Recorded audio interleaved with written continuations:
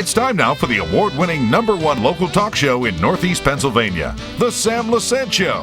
Now here's your host, Sam Lesante. Thanks for joining us, folks. I'm Sam Lesante, and remember we're HD in the Service Electric Cablevision, channel 513, as well as 13.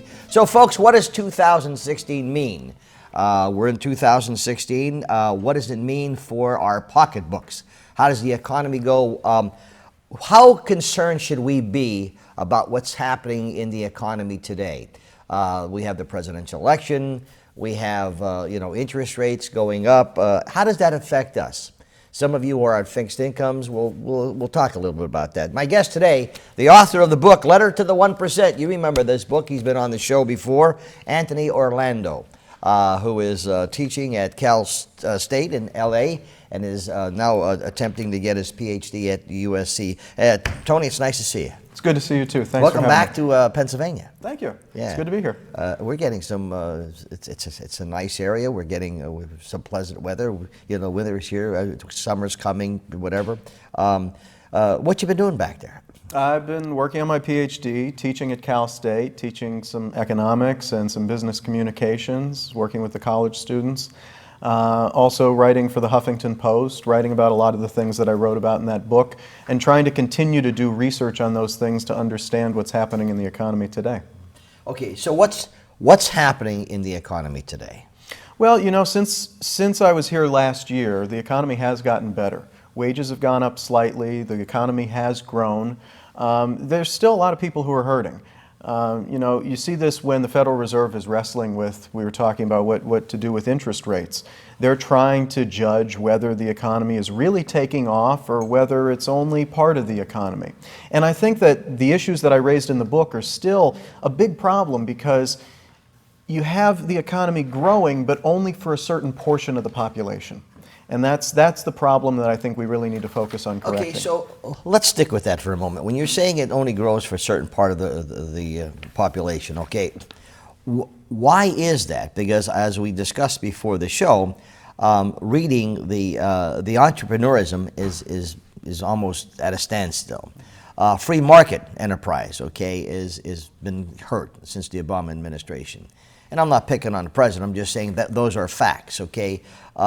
Even though you feel the economy is getting better, and I think probably because of energy cost, I think that's a major factor in helping the economy grow.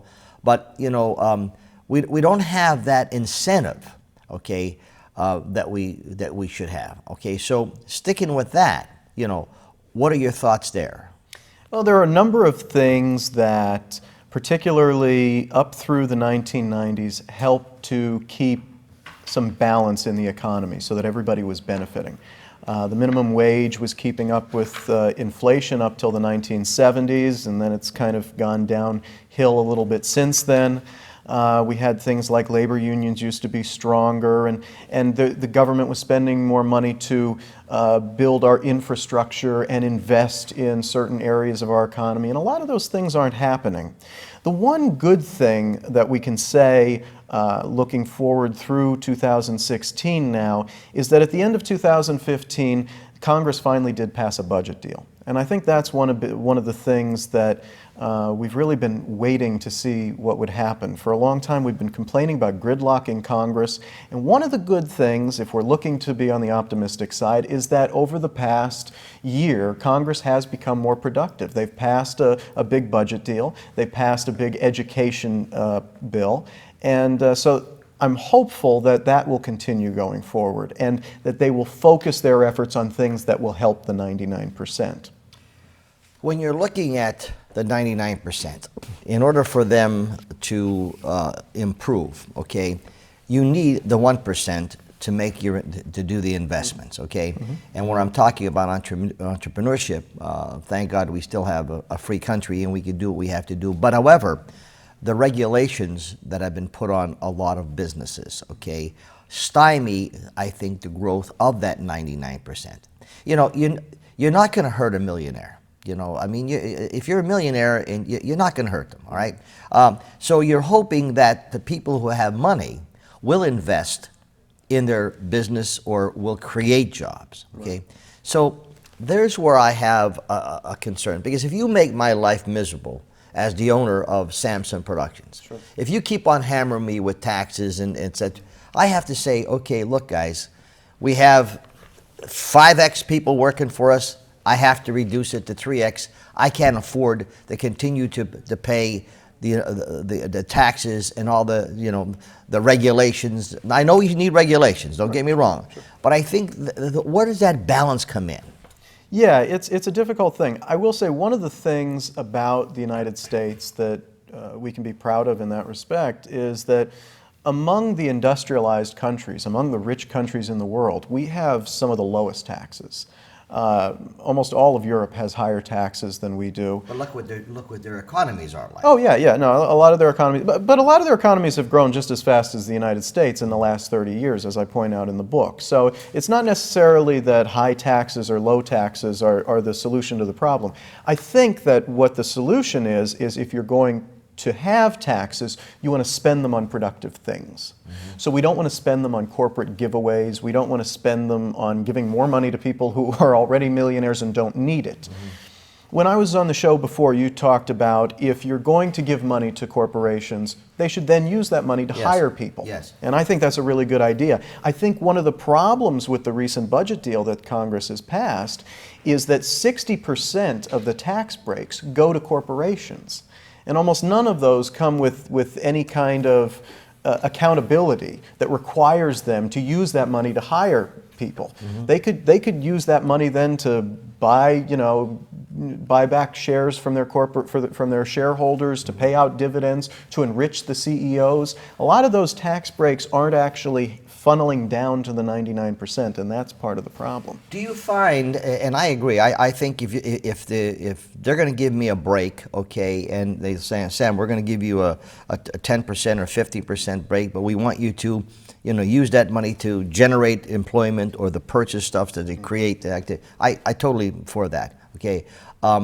Those corporations that are greedy, I have no time for, and I understand what you're talking about. But when you're looking at the average person, for example, when the holiday seasons hit, and Thanksgiving hit, Black Friday didn't turn out to be the Black Friday that everyone thought it would be. And when I look at your energy cost, okay, where people are going to the gas pump, and they're paying almost half of what they paid last year, and their heating bills are down. We've been blessed with decent weather for a degree, for at least a period of time. Why didn't that kickstart? Is the attitude, and I marked that, is the attitude of the public still nervous about what may happen? A little bit. Consumer spending has bounced back pretty good since the depths of the recession. One of the big problems, though, is that a lot of households are still sitting on a lot of debt. So that's going to hold them back from being able to, invest, being able to spend. I mean, whether their houses are underwater, whether they have credit card bills racked up, whether they have student loans for my generation. The Federal Reserve has done some research recently that shows that the more student loans you have, the less likely you are to go out and get a home. So we have an entire generation of people my age who now have trouble getting homes, and the housing market is missing that new wave of homeowners, first-time homeowners who are supposed to be the new generation of that. And so one of the things that happened over the last 30 to 40 years is because people weren't seeing their incomes rising, in order to pay their expenses, they had to go into a lot of debt, and they haven't paid it off. And so now they're sitting on that, and that's part of the problem. Creation of jobs, I think, is a key factor here. Yeah. Now, and here again, I'm not picking on President Obama, but the point is, I think he sold the college students a bill of goods 8 years ago when he had promised a lot of jobs, okay, to these people. And doing research, you find that really didn't happen the way he said it was going to happen. Because if you don't give people to create jobs, Anthony, well then how do these poor kids are in college looking for a future, you're teaching them, okay? How do you, here again, I see this conflict where, here again, we want people to create jobs and give these young college kids an opportunity, but in the same token, if there's no jobs out there, they're going back living in their their parents' basements or whatever, okay? Right. Yeah, I mean, the good news is that the unemployment rate has come down significantly. How many are accounted for? I mean, that figure could be a little deceiving too. Right, Okay? yeah. No, I agree. One of the things that I like to look at is underemployment. Yes. Which measures not only whether or not people have a job, but also people who've given up looking for a job. They don't get counted in the official unemployment statistics. That's right. And then people who would like to have a full-time job but wind up with a part-time job instead. That is a tremendous problem. Underemployment has not come down as much. And so what you have is a lot of these college students have come out with college degrees. They got jobs, but they're not getting jobs that are paying very well. They're not getting jobs that are actually using their college degrees. That doesn't mean that it was a waste to go to college. No. The latest research shows that people who got a college degree are on average doing a lot better than those who didn't. That education is useful, but it's maybe not giving the same sort of returns that it used to. There are a number of factors for that.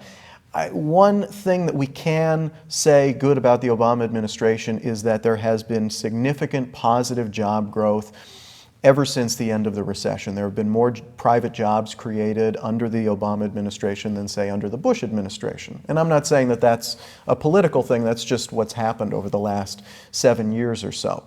That is the kind of good news that the Federal Reserve is trying to use as, trying to tell people about.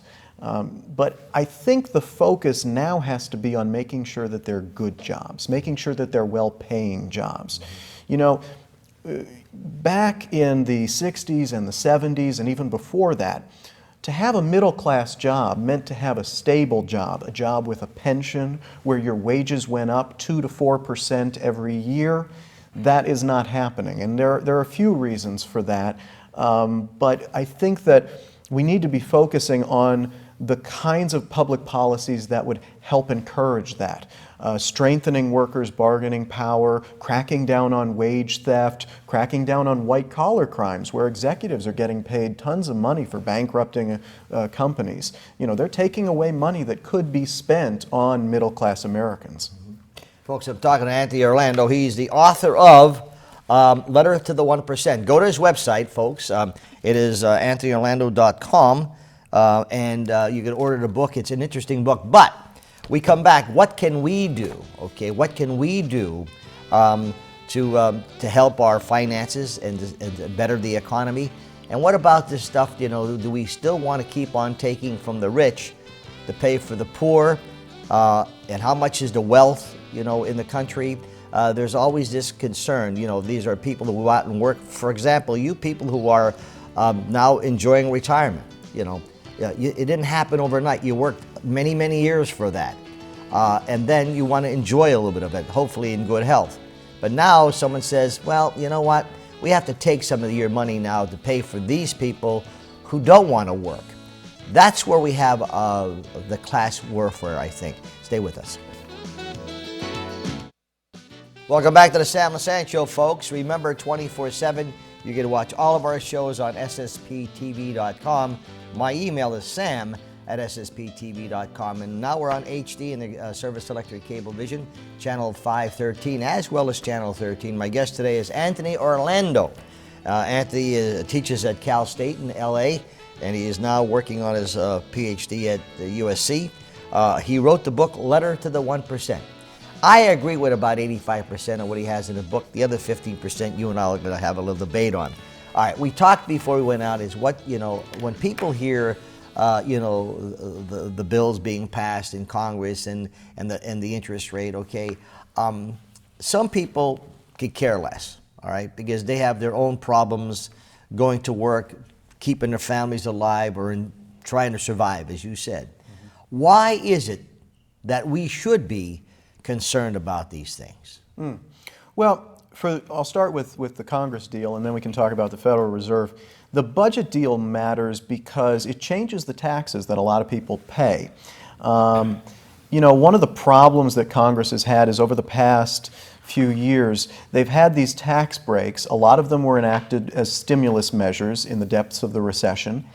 And they were enacted for a year or two. And we'd come to the end of the year, and every year we'd have this debate over whether or not to extend these tax breaks. And every year businesses had to be uncertain about how to plan their costs for next year. I mean, this is the sort of thing that you're talking about. And so I think one of the good things about the budget deal is that it decided some of these tax breaks should be permanent, and so now people can plan for them. And for a lot of Americans out there, it's important that they know about these tax breaks. There is a child tax credit for low-income Americans who have children to help them pay for child care. There is an earned income tax credit that pays you more as you start to work more for low incomes. That has proven to be not only a very effective solution to poverty, but an effective way to get people working. And so both conservatives and liberals agree on the earned income tax credit, and this makes this expansion of the earned income tax credit permanent. And it's extremely important that people know this, because there's actually recent research that just got published last year that shows that a significant portion of people don't know that these things exist. And so they don't write them down on their tax forms, and then they don't get the help that they need to get out of poverty. And just by telling them that these things exist, you can help people get out of poverty, just by telling them that they exist. So just by telling the people who are watching the show today, we're doing a service to the public by letting them know these tax breaks are out there and they're available for you, and if you are in the lower to low middle income groups, these can help you and help your family. Now for the Federal Reserve, what the Federal Reserve did is they increased interest rates very slightly. It's the first time in 9 years that they've done that. Can you imagine that? A 9-year-old today has never seen the Federal Reserve raise interest rates in their lifetime. It's a very small increment. It doesn't mean a lot in and of itself.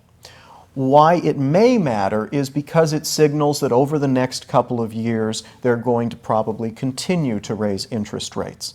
That's not all bad. Raising interest rates helps to reduce inflation. For people who have savings accounts, it helps to get them to be paid more in their savings accounts. Where it does some damage is it makes it harder for people to borrow and get homes. It puts a little bit of a restraint on home prices. It usually restrains the stock market a little bit. And so that's why low interest rates have been a good thing for so long, because they've boosted the housing market, they've boosted the stock market. The Federal Reserve thinks that the economy is now running sufficiently smoothly enough that they don't need to keep interest rates that low as a stimulus anymore. There's a reasonable debate among economists, but it's a very small increment. When I had my piano and organ stores with Johnny Morato, and we went into different areas, we had to submit to the bank a pro forma. Mm-hmm. And the pro forma had, at that time, was a 5-year pro forma. Well, forget about doing 5-year performance now. But the bank wanted to see what your sales would be, your profits, etc. So we had to go in and we had, based on our previous operations, mm-hmm. we were able to submit a pro forma, okay? And after they saw that we were performing with other stores, then we were able to get the loan to do a turnkey. All right.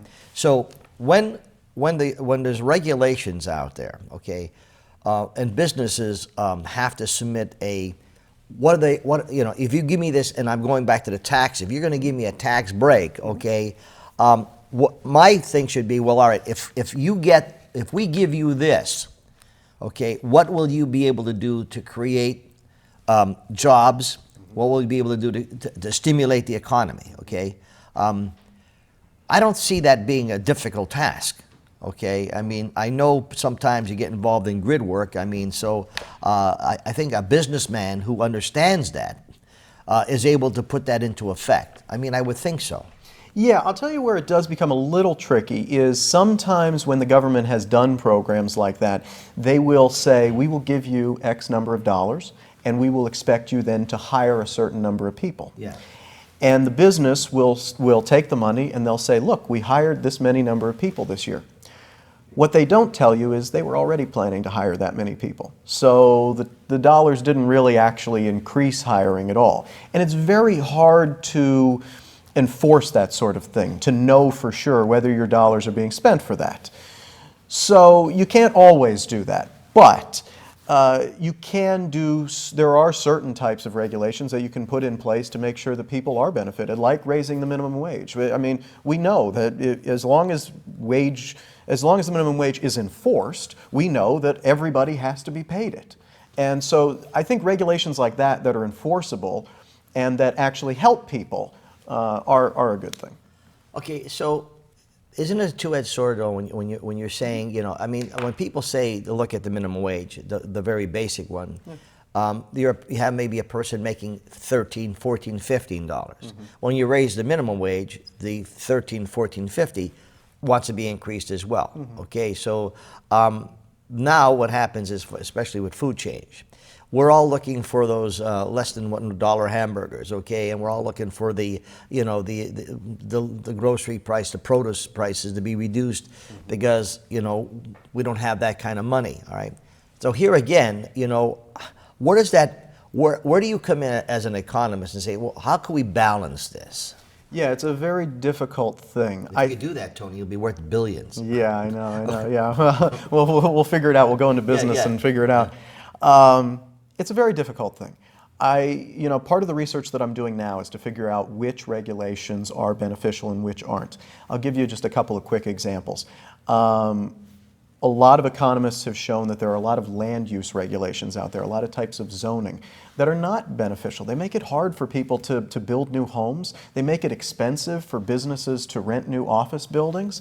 And they actually increase inequality, a lot of these regulations. And so one of the things that the economists where I'm working over at USC were working on is trying to figure out which regulations are actually beneficial in terms of land use regulations and which ones are not. Land use regulations in a lot of areas probably should be reduced. On the other hand, in the financial sector, financial regulations probably should be increased. This is an area that's making tremendous profits, and a lot of times it's at the expense of everybody else. You know, when the financial crisis hit, one thing we realized was that finance doesn't operate anymore the way that it used to 30 or 40 years ago. It's not the case that every bank is able to give you a mortgage based on the deposits that it gets from its community. A lot of that money isn't coming from deposits anymore. It's coming from Wall Street. And Wall Street is sending them cheap credit, and those bets are then going belly up down the road. And there were some financial regulations that came into place, but not a lot of very strict ones in the wake of the financial crisis. And you know what I've discovered just in the past couple of weeks? In the financial markets, one thing that's happening, and I think this is something that everyone should be aware of for 2016, is there's been a lot of distress in the corporate debt market, where corporations are taking out debt. You can buy corporate bonds. You can invest in a mutual fund that buys corporate bonds. A lot of your viewers probably do. Now, I'm not giving financial advice, and a lot of those are very good investments. But one of the things that we're finding is some of the riskier corporate bonds have been fueled by the same sort of practices. The same sort of Wall Street banks who are funneling money to the mortgage industry are now, for example, have funneled money to the natural gas industry here in Pennsylvania. And so you have big natural gas companies, fracking companies like Chesapeake Energy, who are declaring that they're under tremendous distress because there haven't been those types of financial regulations that prevent Wall Street from just flooding markets with cheap debt and causing these bubbles that pop over and over again. And I especially worry in an area like Pennsylvania, on top of the Marcellus Shale, with these natural gas companies, and wherever Wall Street decides to send its money next. There should be some regulations in place to restrain that sort of predatory behavior. Folks, I'm talking to Anthony Orlando, his book, Letter to the 1%. Go to his website. It's up there on the screen. We'll be back right after this.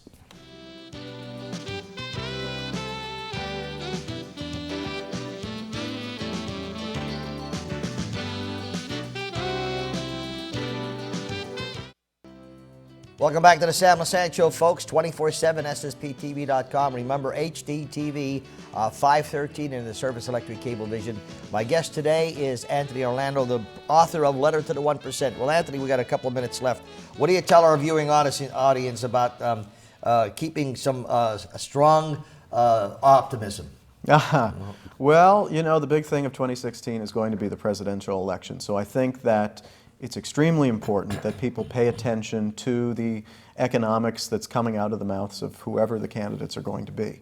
I think that there are some candidates out there, and we won't get into politics now, but I think there are some candidates out there who are talking about inequality, who are talking about raising wages, and then there are some candidates who aren't, who are maybe distracting the issue or just not focused on the pocketbooks of the average American. So I would say pay attention to those kind of statements.